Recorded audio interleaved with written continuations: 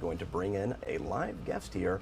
We have Elizabeth Wydra. She is the president of the Constitutional Accountability Center. And Elizabeth, thank you so much for joining us today. We do appreciate it.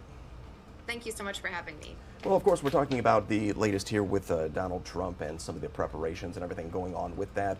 What are your initial thoughts when you saw Donald Trump's post on Truth Social? What kind of went through your mind? Yes, it certainly was a very unusual post, as many things with the former president are. I think there's several things that I thought. One, that if this is true and there is a grand jury made up of individuals practicing their constitutional civic responsibility to follow the facts and the law where they lead, if that was going to present an indictment, then it was a really important validation of the concept that in this country, no one is above the law, not even former presidents.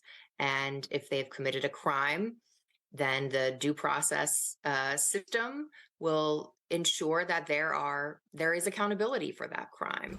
So that was interesting. Two, I was extremely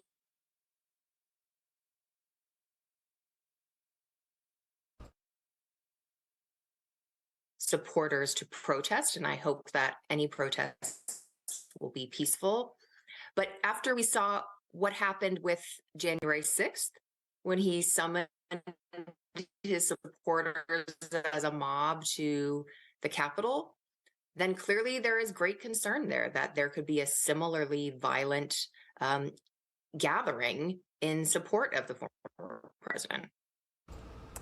And do you think there will be an outpour of protests in response to whatever happens if he is indicted? Do you expect to see people hitting the streets or anything, God forbid, something like January 6th? What do you expect? What do you think?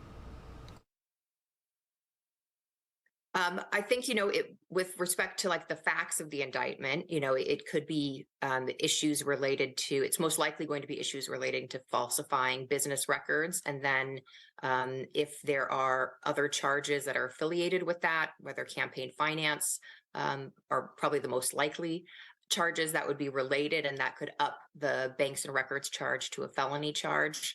That is very serious. And the DA, presumably, because the grand jury would have given its approval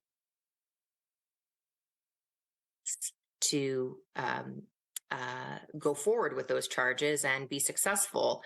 I think the real concern is, what will his supporters do? Will there be violence?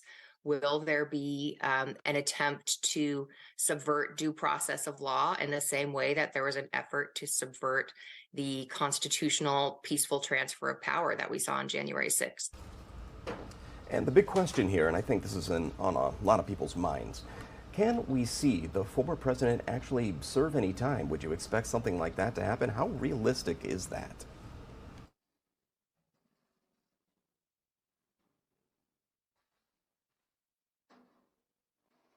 It's a little unclear.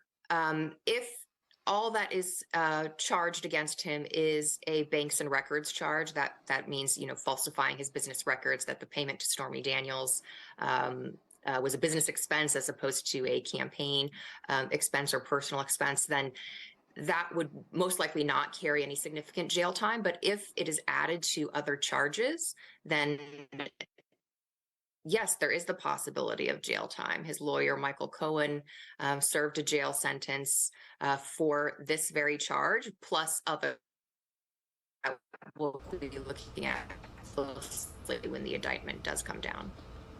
All right, we'll certainly wait and see where things go and how things progress. Will there be protests? Will there even be an indictment? Only time will tell.